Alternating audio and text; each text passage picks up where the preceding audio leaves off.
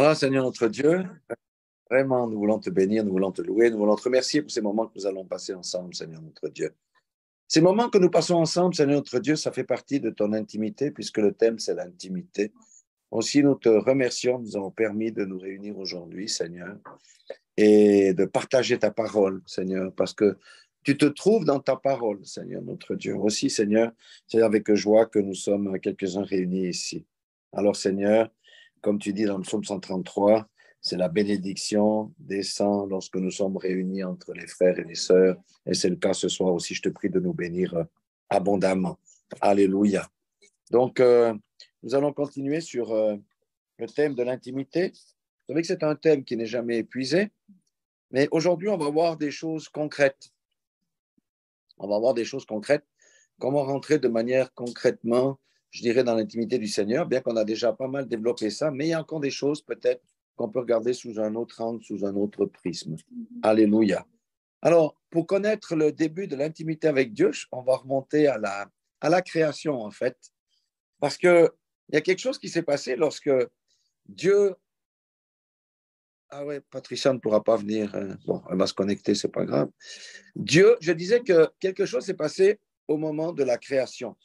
Parce que la Bible dit que Dieu, il a formé Adam de la glaise, de la terre. D'accord?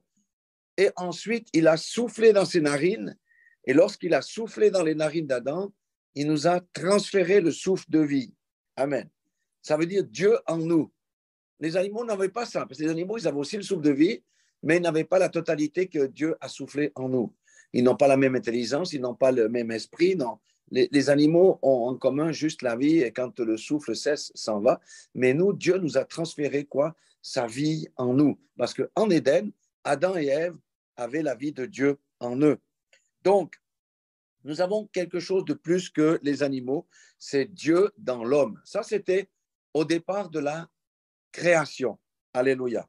Mais avec la chute, eh bien, notre relation s'est gâtée avec le Seigneur. Vous savez qu'en Éden, le Seigneur allait visiter aussi Adam et Ève tous les soirs ou les matins pour discuter avec eux. Mais quand il y a eu la chute, notre communion a été coupée. Et c'est Christ qui a rétabli la communion avec nous. Donc, nous comprenons déjà une chose, c'est que quand Dieu est en nous, on est déjà un. On a l'intimité avec Dieu. Il y avait une intimité en Éden qui a été malheureusement coupée, mais que Dieu a rétabli. Alléluia. Parce que Dieu est le Dieu de l'union. Alléluia. Donc, nous allons prendre un verset dans Ézéchiel, chapitre 36, versets 26 et 27.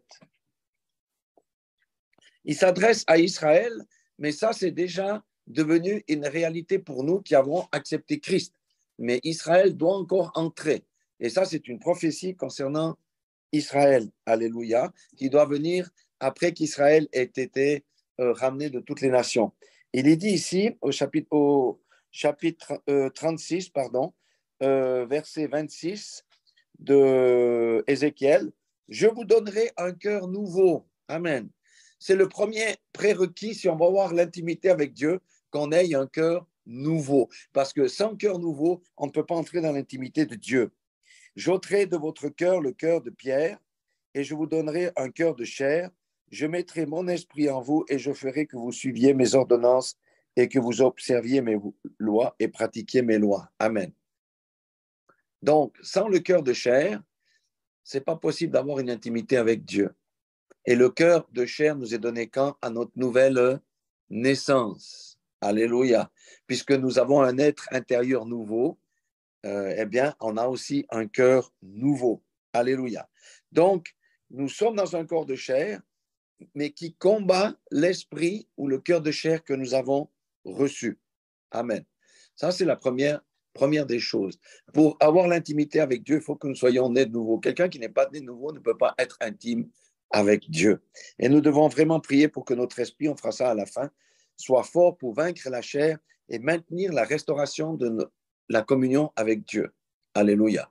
Parce qu'on avait perdu, l'homme avait perdu ça en Éden, mais le Seigneur nous a fait sa grâce au travers du sacrifice de Jésus-Christ de restaurer la communion avec nous. Nous avons ce cœur de chair, nous avons cette communion qui a été restaurée par le Seigneur Jésus-Christ, mais le challenge pour nous, c'est de maintenir cette communion avec notre Seigneur. D'où l'importance de l'intimité. Amen. Alléluia. Donc, Dieu a aussi institué le mariage pour que les époux puissent être intimes. Amen. Alléluia. Si un époux n'est pas avec son épouse, quelle sorte d'intimité ils peuvent avoir? Ils ne peuvent pas avoir. Donc, pour nous, le challenge, c'est de maintenir, je dirais, cette communion, la restauration de cette communion avec notre Dieu qui nous a été octroyée par le sacrifice de Jésus-Christ. Alléluia. Donc, dès le commencement, Dieu a voulu être intime avec sa création. Je ne dirais pas avec toute la création, avec le couronnement de sa création qui était l'homme. Amen. Alléluia. Maintenant, pour maintenir notre communion avec notre Seigneur, pour être dans l'intimité avec notre Seigneur, nous allons voir deux versets qui sont capitaux et nous allons comprendre ce que le Seigneur nous demande en prérequis pour être dans une saine communion avec lui et d'être dans une communion intime. Pour cela, il faut aller dans 2 Timothée 19, la dernière partie du verset. 2 Timothée 19b, je dirais ça comme ça. 2 Timothée 19, fin du verset. 2 Timothée 2, 19. Ouais. 2 Timothée 2, 19. La dernière partie du verset, où il est dit ceci, « Le Seigneur connaît ceux qui lui appartiennent, et quiconque prononce le nom du Seigneur, qu'il s'éloigne de l'iniquité. » Amen. Alléluia. Donc, si on veut être intime avec Dieu, eh bien, il faut que, si nous prononçons le nom du Seigneur, nous soyons éloignés de l'iniquité. Amen. Alléluia. Et comme nous savons que l'Ancien Testament est l'ombre des choses à venir, il y a aussi une parole merveilleuse qui va dans le même sens dans Ésaïe 59, 1. Ésaïe 59, 1,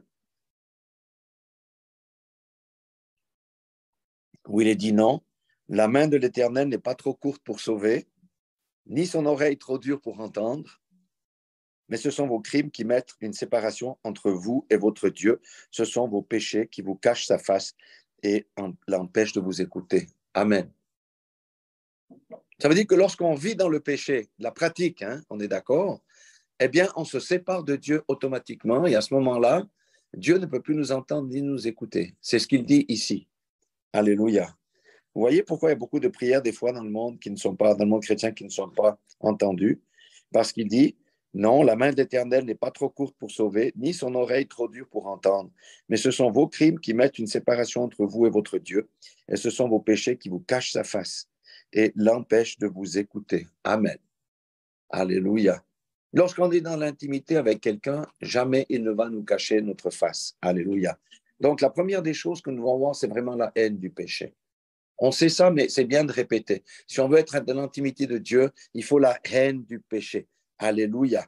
Pourquoi? Parce que le péché est un sacré obstacle, un sérieux obstacle entre l'intimité à l'intimité avec Dieu. Et si nous voulons l'attirer, nous devons montrer à Dieu que nous sommes déterminés à en finir avec ce mal qui ronge nos vies.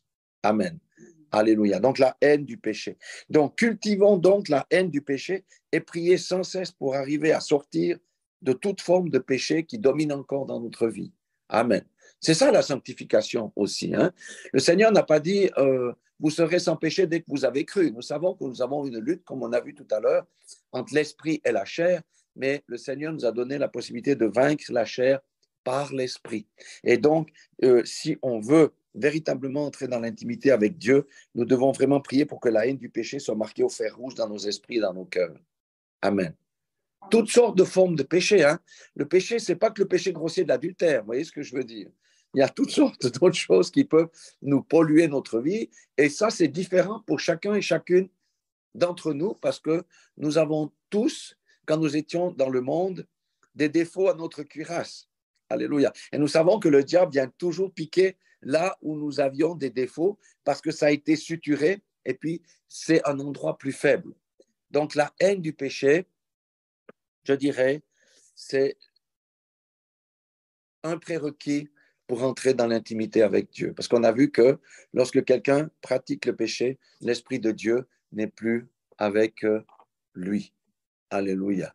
Donc nous devons faire attention à ça et Dieu requiert de nous tous la sanctification. Voilà, il y a des hommes de Dieu qui ont bien réussi dans la Bible, hein, j'entends, et d'autres qui ont eu beaucoup plus de peine, mais qui ont été restaurés à la fin quand ils ont abandonné le voie de péché. Je pense à Samson et je pense aussi à Salomon pour une partie. Donc la haine du péché doit être véritablement chevillée, je dirais, dans nos cœurs.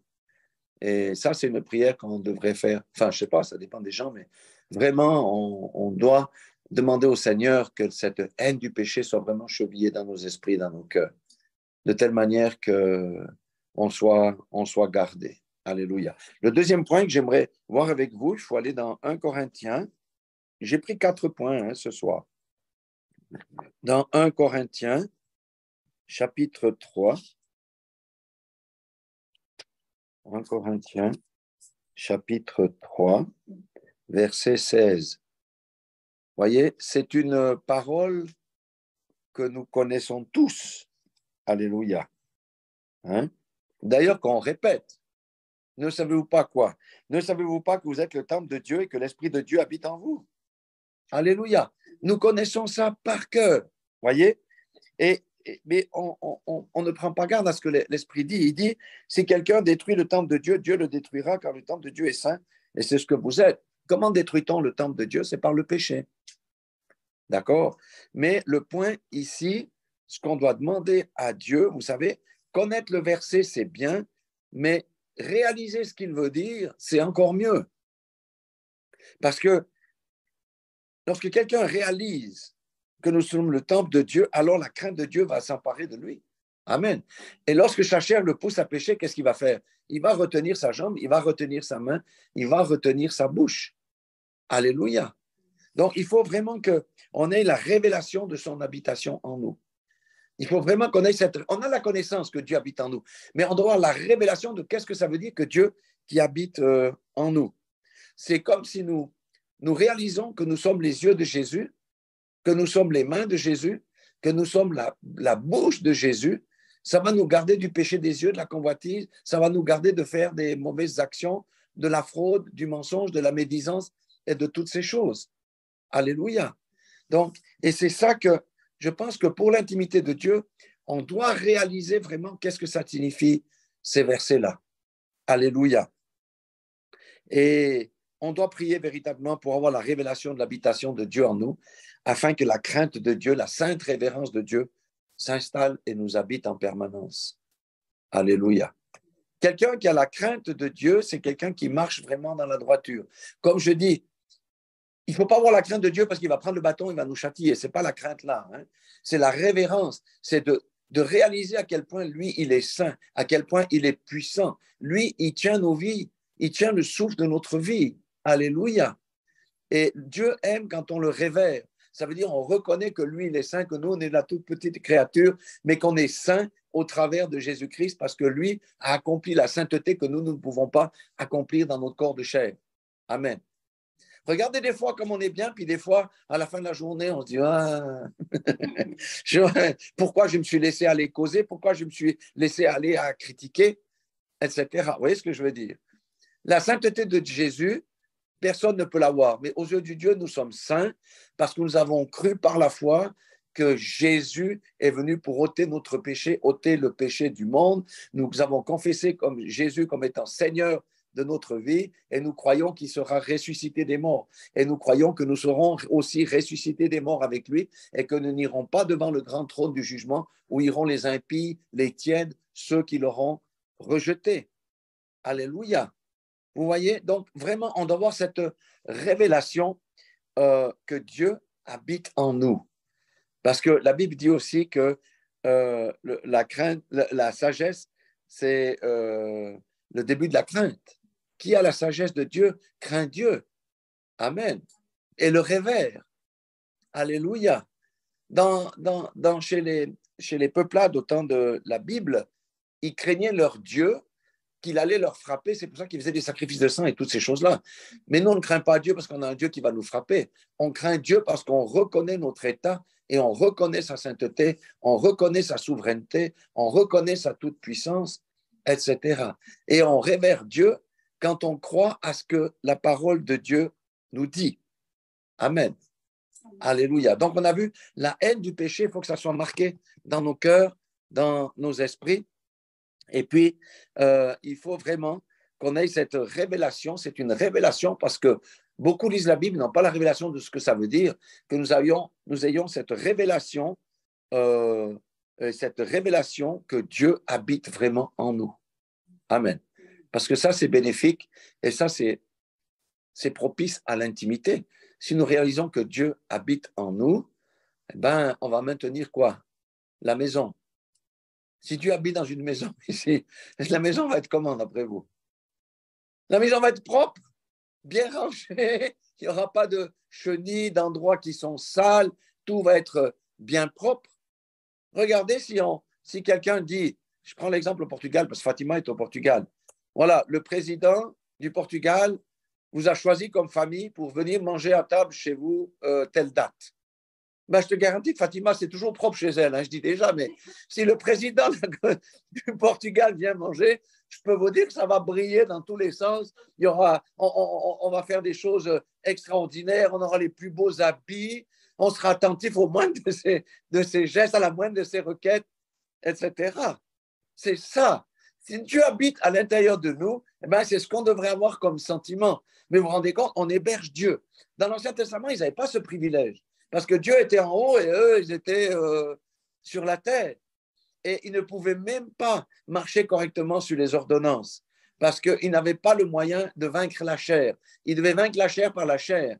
Parce que l'Esprit de Dieu n'était pas en eux. Donc, c'était mission impossible. Tout le monde a failli dans l'Ancien Testament. Noé a failli, puisqu'il a aussi été sous une fois. Moïse, on a vu qu'il a failli aussi. Aaron a failli. David a failli. Mais quel est l'homme qui a réussi à vaincre la chair dans l'Ancien Testament? Aucun. C'est pourquoi, du reste, le diable, quand il a vu que Dieu allait faire venir un homme dans la chair, comme la chair des humains, il s'est dit, oh là là, il n'y en a aucun qui m'a résisté jusqu'à ce jour, ce n'est pas celui-là qui va me résister. Mais quand même, par mesure de précaution, je vais essayer de l'éliminer déjà quand il est enfant.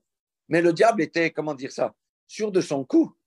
C'est pour ça qu'il a été tenté Jésus, etc. Puis il a dit, oh là là, il n'est pas tombé dans la tentation, oh là là, attention, il faut que je fasse attention. Et il a essayé de le corrompre par différents moyens, il n'est pas arrivé. Alléluia.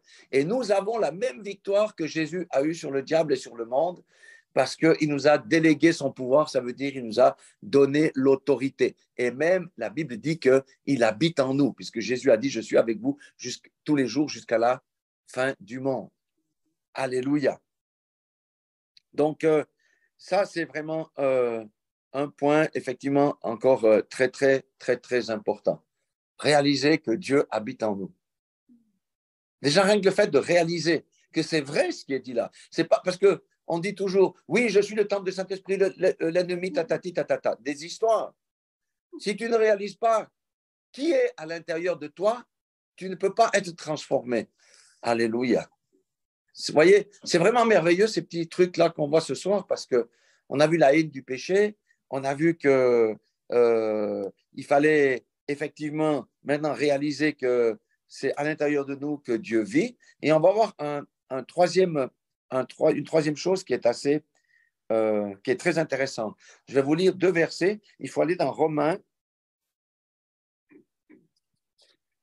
chapitre 10.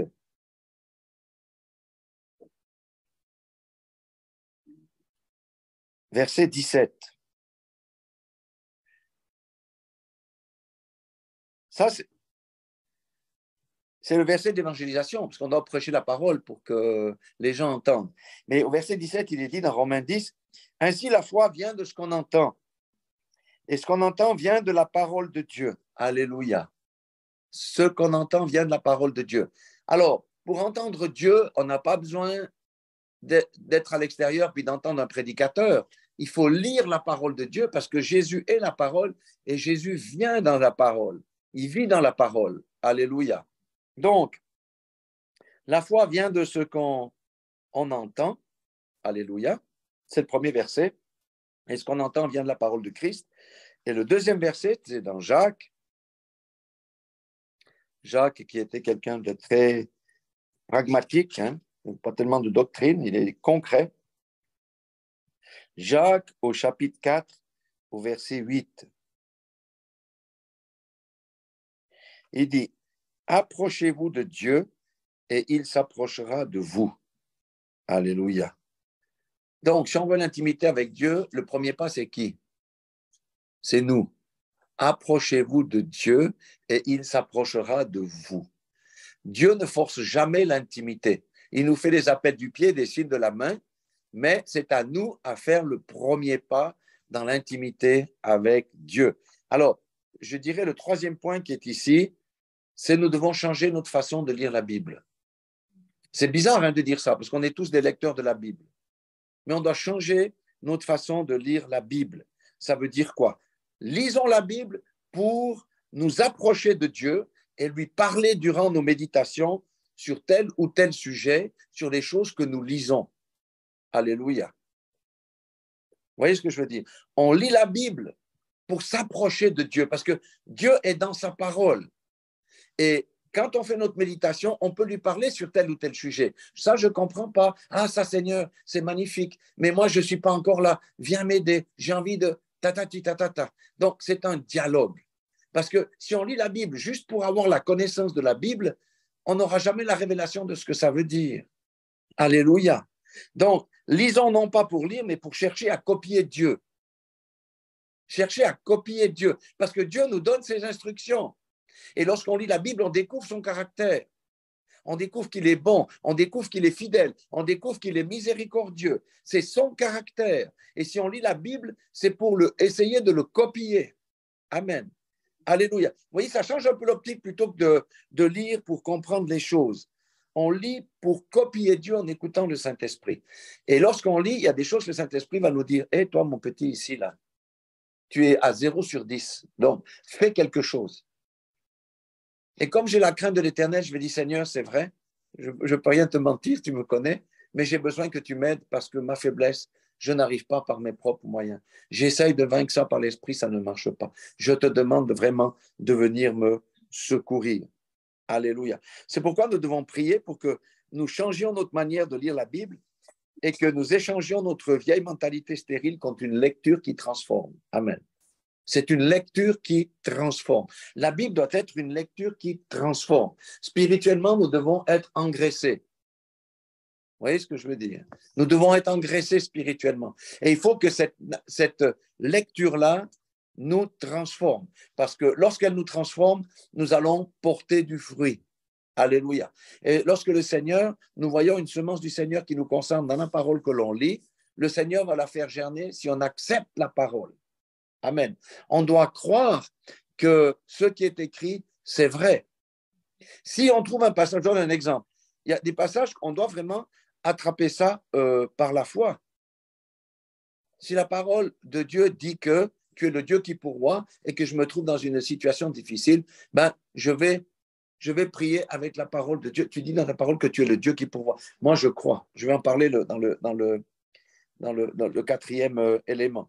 Donc, ici, lisons la parole, non pas, c'est bien pour la connaissance, mais pour chercher à copier Dieu, pour chercher à être transformé. Amen. Transformé. Parce qu'on ne veut pas être des théologiens qui connaissent toute la Bible, mais qui ne sont pas transformés parce que c'est que la connaissance. Vous voyez? Et Dieu, il fait avec vous comme il fait avec moi. Pendant des années, peut-être, on va lire un verset qui nous fait pas tic au cœur. Et un jour, à un moment donné précis, tac, ça va produire quelque chose dans votre cœur. Alléluia. Sûr. On doit réaliser les choses. Et pour l'intimité, c'est de connaître Dieu. Comme on dit, quand il y a les fiançailles, ben, le but des fiançailles, c'est quoi? C'est de connaître ta fiancée ou connaître ton fiancé. Bon, ce n'est pas pour éviter d'être trompé sur la marchandise, quand même. Non, mais sérieusement. Donc, on doit quand même connaître l'autre. c'est quoi ses points forts, c'est quoi ses faiblesses, c'est quoi ci, c'est quoi ça, quelles sont ses attentes, qu'est-ce qu'il veut de moi, etc. Ben, avec le Seigneur, c'est exactement la même chose. Amen. Donc, changer notre façon de lire la Bible. Amen. Alléluia. On a un quatrième point qu'on va regarder ensemble ce soir. C'est dans Matthieu, chapitre 28. La dernière partie du verset 20.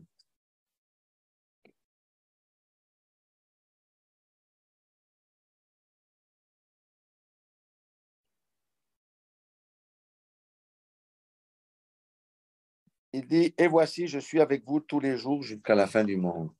Amen. Avant, on a dit, il faut qu'on réalise que nous sommes l'habitation de Dieu. D'accord? Et ça, c'est une réalité glorieuse que nous venons de lire, c'est que Jésus est avec nous tous les jours jusqu'à la fin du monde, mais qu'on a de la foi de la peine à croire. Des fois, on a Jésus que le dimanche, alors qu'il est lundi, mardi, mercredi, jeudi, vendredi, matin, midi, soir, samedi, etc. Alléluia. L'intimité ne peut se passer que lorsqu'on est dans l'unité. Amen. L'unité entre le mari et la femme, l'unité entre l'Église et Christ. Christ est la tête, mais il n'est pas la tête uniquement le dimanche, mais il doit être la tête tous les jours de notre vie. Et ces instructions doivent couler en nous, d'où une certaine comment dire ça, intimité qui est nécessaire. Et c'est en tout temps et en tout lieu. Amen. Alléluia. On doit vraiment croire cette réalité, et car croire cette réalité rend possible la vie de Dieu en nous. Et comme j'ai dit, en tout temps, et pas uniquement le dimanche ou les jours de réunion. Donc, on doit vraiment prier pour que cette réalité s'imprime dans nos esprits, dans nos cœurs, et que nous puissions marcher dans cette révélation par la foi. Alléluia. Si je transporte Jésus tous les jours de ma vie, est-ce que je vais avoir peur de quelqu'un dans la rue? Non. C'est quand on a peur, c'est quand on dit, mais attends, j'ignore qui est à l'intérieur de moi. C'est vrai. Si il y a quelqu'un pour qui j'ai envie de prier, j'ai ça sur le cœur, mais que je n'ose pas y aller, c'est que je doute que Jésus est en moi. Parce que Jésus l'a dit, allez imposer les mains aux malades et ils seront guéris. Amen. Nous transportons Jésus tous les jours. Amen. Et si nous avons la haine du péché en nous, hein, comme on a vu tout à l'heure, si nous avons la révélation que Dieu habite en nous, que nous sommes son temple, si nous avons changé notre façon de lire la Bible, nous croyons à ce qui est dit et nous nous approchons de Dieu par la Bible pour nous laisser transformer par ces semences qui sont là, et si nous croyons que Jésus est avec nous tous les jours de notre vie, les miracles de l'intimité vont commencer à se passer. Amen. Quelqu'un ne va pas dépenser une bague à 3 000 euros, je ne sais pas, ou 3 000 francs suisses avec un petit brillant pour donner à une inconnue. Il va donner ça à qui? À celle qu'il aime. Amen. Et chacun va le faire en fonction des moyens qu'il a à disposition. Mais tu ne vas pas donner les cadeaux de valeur à quelqu'un d'autre que ta fiancée. Autrement, c'est comment? Tu as une autre fiancée? Ce n'est pas possible. Et le Seigneur, plus on est en accord, plus on est en harmonie avec lui, avec qui il est, plus on reconnaît le caractère de Dieu, plus on veut ressembler au caractère de Dieu, qui s'est manifesté en Jésus-Christ avec le caractère de l'agneau, hein, on a assez prêché là-dessus, eh bien, le Dieu de gloire va se manifester en nous et nous allons expérimenter la réalité de Jésus à l'intérieur de nous. Amen. Parce que c'est soit tu as Jésus à l'intérieur de toi et tu vas faire des choses glorieuses, soit tu n'as pas Jésus, puisque tu vas faire, c'est des petits bouts de ceci et des petits bouts de cela. Donc, voilà pour cette une façon de voir aussi l'intimité avec Dieu. Et tout commence en Éden, où Dieu a donné quelque chose, il a transféré, en fait, sa ressemblance et son caractère à Adam, puisqu'il a été créé à sa ressemblance et à son image. Mais Adam n'a pas su vaincre le tentateur, tout comme Ève, et la communion a été coupée. Mais Christ est venu rétablir la communion avec notre Dieu, mais nous savons que nous vivons toujours dans ce corps de chair qui est un corps qui marche de manière contraire à l'esprit. C'est pourquoi si nous voulons l'intimité avec Dieu, premier point ici qu'on a vu ce soir, je fais un petit récapitulatif, c'est la haine du péché. On doit avoir la haine du péché dans nos cœurs.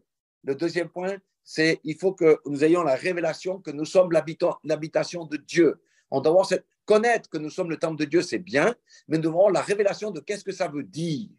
Le troisième point que j'ai dit, nous devons changer notre façon de lire la Bible. Ce n'est pas pour acquérir les connaissances, mais pour se laisser transformer par la parole que Dieu nous donne et chercher à copier Dieu. Quand je dis copier Dieu, c'est copier Jésus, bien évidemment, parce que lui, il avait tous les attributs de Dieu. Et le quatrième point, c'est marcher par la foi. Ça veut dire, je crois ce que la Bible déclare et je le prends par la foi. Et la foi est contraire à la chair, parce que la chair va regarder les circonstances, va regarder les éléments qui va dire c'est impossible. Or, marcher par la foi, c'est marcher dans l'impossible. Alléluia. C'est amener à la réalité les choses qui ne sont pas. Alléluia. Et Dieu le fait, parce qu'il honore toujours la foi. Je veux juste dire que le Seigneur honore tous ceux qui marchent par la foi. Alléluia. Et trop souvent, nous tombons dans le piège de marcher par la vue, de ce que nous voyons, de ce que nous entendons, de ce que nous comprenons, au lieu de nous placer en dessus, parce que nous sommes au-dessus des choses terrestres, nous sommes assis dans les lieux célestes en Christ, et même la parole de Dieu dit quelque part que nous avons été bénis de toute bénédiction spirituelle. Ça veut dire que tous les droits divins qui sont mentionnés dans la parole sont pour nous. Alléluia. Amen. Je propose qu'on prie pour chacun de ces gros éléments. Donc, le premier élément, j'aimerais que l'on prie pour que notre esprit soit fort, pour vaincre la chair et maintenir la restauration de notre communion avec Dieu, parce que notre communion avec Dieu a été restaurée. OK, prions ensemble. Hein? Oui, Seigneur, notre Dieu, véritablement. Nous voulons te prier d'un commun accord, Seigneur, parce que nous avons compris. Nous désirons que notre esprit soit fort, Seigneur, pour vaincre notre chair et maintenir la restauration de notre communion avec toi, qui nous a été acquise par le sang de Jésus-Christ à la croix de Golgotha. Oui, nous avons besoin d'esprits forts. Seigneur, notre Dieu, nous te prions pour que nos esprits soient forts, Seigneur, notre Dieu, pour combattre notre chair, Seigneur, notre Dieu. Véritablement, Papa, vraiment, nous te demandons, parce que nous voulons maintenir, Seigneur notre Dieu, la restauration de cette communion avec toi, Seigneur notre Dieu.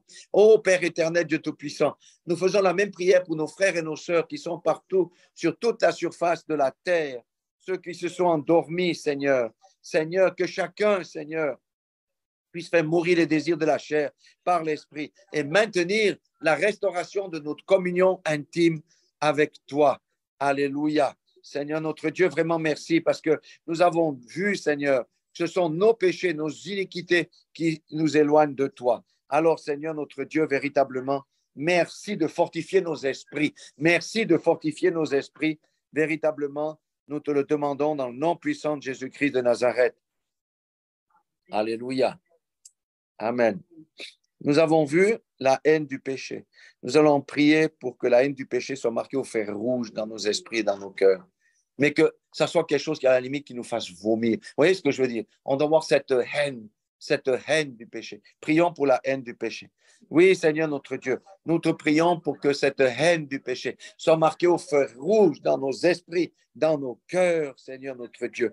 Vraiment, Seigneur, la haine jusqu'à vomir, jusqu'à haïr la souillure, la tunique souillée. Parce que tu dis, haïssez la tunique souillée, Seigneur notre Dieu. Nous voulons que cette haine du péché soit imprimée dans nos esprits et dans nos cœurs, véritablement, dans le nom puissant de Jésus-Christ de Nazareth. Seigneur notre Dieu, vraiment, nous voulons cette haine. Seigneur, nous ne voulons plus jamais caresser le péché, quel qu'il soit, sous quelque forme qu'il soit, Seigneur. Nous voulons la haine du péché, que même lorsque nous prononçons des choses qui ne sont pas en accord avec toi, que ton esprit nous corrige tout de suite et que nous nous repentions, Seigneur, immédiatement du mal que nous avons fait, Seigneur notre Dieu, jusqu'à ce que le mal soit éradiqué de notre être, Seigneur notre Dieu, au nom puissant de Jésus-Christ de Nazareth. Oh, vraiment, merci, Seigneur notre Dieu. Tu es vraiment notre grand Dieu. Et nous te bénissons et nous te rendons grâce. Et nous te disons merci, Seigneur notre Dieu. Vraiment, merci au nom de Jésus-Christ. Amen, Seigneur notre Dieu. Amen. Nous allons prier pour nous, mais aussi pour ceux que nous connaissons, ceux du corps de Christ, pour que chacun ait la révélation que nous sommes l'habitation de Dieu en nous, afin que la crainte et la sainte révérence de Dieu s'installent dans nos vies. On connaît que nous sommes le temple du Saint-Esprit, mais on ne réalise pas qu'est-ce que ça veut dire. On ne réalise pas que nous sommes l'habitation de Dieu. Prions pour que nous ayons la révélation de ce que cela signifie et que la crainte et la révérence de Dieu s'installent dans nos cœurs. Oui, Seigneur notre Dieu, Père éternel, Dieu Tout-Puissant, tu es notre Dieu. Nous te prions d'un commun accord, ici déjà pour nous, mais pour tous nos frères et sœurs, sur toute la surface de la terre, Seigneur, pour qu'ils aient la révélation, oui, qu'ils sont l'habitation de Dieu, que Dieu habite en eux, afin que la crainte et la révérence du Seigneur s'installent dans nos cœurs. Seigneur notre Dieu, nous avons besoin de cette révélation. Nous avons besoin de savoir qu'est-ce que ça veut dire, de réaliser que nous sommes le temple de Dieu, que nous sommes le temple du Saint-Esprit, afin que la crainte et la révérence du Seigneur s'installent dans nos vies, dans le nom puissant de Jésus-Christ de Nazareth. Alléluia. Ah oui, Seigneur notre Dieu, véritablement. Alléluia. Alléluia. Nous allons prier maintenant pour que Dieu change notre façon de lire la Bible. Nous allons prier pour que la Bible que nous lisons soit un instrument qui nous transforme et que nous puissions copier Jésus, que nous puissions copier le caractère de Dieu et que nous puissions mettre en pratique toutes ces choses. Et pas uniquement pour la connaissance. Seigneur, merci parce que tu nous dis de changer, de lire notre façon de la Bible, Seigneur. Ce n'est pas uniquement pour la connaissance, c'est surtout, Seigneur, pour te copier. C'est la parole de Dieu que nous allons lire. Nous te prions qu'elle nous transforme, Seigneur, notre Dieu, et que nous mettions en pratique, Seigneur, pour copier Jésus. Jésus, c'est notre modèle. Il n'y a pas de honte à copier Jésus, Seigneur, notre Dieu. Et lorsqu'on copie Jésus, on copie ton caractère. On copie ta sainteté, on copie ta bonté, on copie ta miséricorde. Seigneur, que chaque fois que nous lisons la Bible, que les semences que tu as mises dans ta Bible, parce que la Bible est un recueil de semences, que ces semences germent en nous, afin que nous ayons de gloire en gloire et que nous ayons de ressemblance en ressemblance avec toi, notre Créateur, avec Jésus qui nous a sauvés, Seigneur notre Dieu, véritablement. Oh Seigneur Dieu, vraiment, nous te remercions dans le nom puissant de Jésus-Christ de Nazareth. Vraiment, merci Seigneur notre Dieu. Alléluia. Alléluia. Oui, Seigneur notre Dieu. Oui, Seigneur. Nous désirons ardemment ces choses-là. Oh, Seigneur, nous désirons ces choses-là. Véhément, Seigneur notre Dieu. Donc, dans le nom puissant de Jésus-Christ de Nazareth. Alléluia, Seigneur notre Dieu. Alléluia. Nous allons prier maintenant parce que Jésus a dit qu'il était avec nous jusqu'à la fin du monde. Or, Jésus est celui qui pourvoit, celui qui guérit, celui qui fait des miracles, celui qui chasse les démons. Et si nous transportons Jésus, nous allons prier pour que cette réalité s'imprime dans nos esprits et nos cœurs, que nous puissions marcher par la révélation de cette parole de la foi et faire les mêmes œuvres que lui, parce que c'est ça. Si on réalise qu'il est vraiment à l'intérieur de nous, si nous mettrons en pratique les choses qu'on a vues tout à l'heure, nous sommes capables de faire les mêmes œuvres que lui. Alléluia. Mais prions pour que cette réalité s'imprime dans nos esprits, dans nos cœurs, qui nous a donné son pouvoir, qui nous a délégué son autorité, afin que nous puissions faire les mêmes œuvres que lui. Et lorsque nous faisons les mêmes œuvres que lui, c'est plaire à son fiancé. Alléluia. C'est être dans l'intimité avec lui parce que lui peut agir au travers de nous. Prions. Oui, Seigneur notre Dieu, nous te prions, Seigneur, pour que cette réalité s'imprime dans nos esprits, Seigneur, et dans nos cœurs, et que nous puissions marcher dans cette révélation que tu es avec nous tous les jours jusqu'à la fin du monde, et que par la foi, Seigneur, nous faisions les mêmes œuvres que toi. Par la foi, Seigneur, nous faisions les mêmes œuvres que toi. Et tu as dit même que nous faisions des plus grandes. Ça, c'est être audacieux dans la foi. Oui, Seigneur notre Dieu. Oh Seigneur, que cette réalité, que cette révélation s'imprime dans nos esprits et dans nos cœurs, Seigneur notre Dieu. Et que, Seigneur notre Dieu, nous puissions marcher dans cette révélation par la foi, parce que nous voulons voir des vies transformées, non seulement nos vies transformées, mais que nous soyons une bénédiction pour les autres, pour qu'ils soient transformés en leur tour. Merci, Seigneur notre Dieu. Ah, alléluia. Véritablement. Vraiment, nous te disons merci, Seigneur notre Dieu. Oh, merci, Seigneur notre Dieu. Alléluia, Seigneur notre Dieu. Oh, Père éternel, Dieu Tout-Puissant. Au nom de Jésus-Christ de Nazareth. Amen. Alléluia. Vraiment, merci Seigneur. Alléluia. Parce que Dieu est bon. Je vous dis, Dieu veut nous amener très loin, mes frères, mes sœurs. Je veux dire, on va aller très loin. Tous les boulets qu'on a là, nous allons aller très loin. Le Seigneur, mais vous voyez, c'est des choses simples qu'on a vues ce soir. Alléluia. Et on entre dans l'intimité de Dieu. Avant, on avait plutôt un Dieu qui était en haut. On disait, on va s'adresser chez lui parce qu'on a des besoins. Mais il n'est plus en haut. Il est ici, dedans. Alors, nous avons l'autorité sur nos propres problèmes. Nous pouvons chasser nos propres montagnes. Alléluia. On n'a plus besoin. Lui, Jésus a dit, mais vous priez Dieu en mon nom, c'est super. Mais je vous ai donné le pouvoir de bouger la montagne. Pourquoi vous ne faites pas utilité de votre autorité? Alléluia. Il est en nous. Qu'est-ce qu'on a besoin d'avoir peur? Nous devons être audacieux. Nous allons vers plus d'audace pour parler à nos montagnes, pour chasser les démons, pour imposer les mains aux malades. Sous la houlette du Saint-Esprit, rien ne pourra nous arrêter. Nous serons des rouleaux compresseurs. Est-ce qu'une voiture peut arrêter un rouleau compresseur? Une voiture ne peut pas arrêter un rouleau compresseur. Et c'est là que nous voulons aller, grâce à l'intimité avec le Seigneur. Parce que qui est intime avec le Seigneur, la vie de péché, c'est loin. La haine du péché est véritablement dans son cœur. Qui est intime avec le Seigneur, il va lire la Bible pour être transformé. Et il va dire, transforme-moi. La Bible, c'est un ensemble de semences. Transforme-moi. La semence de la foi, la semence de la guérison. Donne-moi ça. Grandis-moi, etc. Qui a la crainte du Seigneur va se confier en lui et sa toute-puissance. Et il n'y aura plus de doute du tout. Alléluia. Donc, voilà ce que je voulais partager avec vous. Je pense que le Seigneur nous bénit véritablement parce que nous sentons qu'il va nous amener quelque part. Yes. Et là où il va nous amener, ça sera très différent de là où nous avons été. Amen. Parce que jusqu'à maintenant, nous avons flotté nous avons marché sur cette terre, mais il nous amène dans les lieux célestes où nous vivrons les choses du surnaturel et les choses célestes. Au nom puissant de Jésus-Christ. Soyez tous bénis. Amen.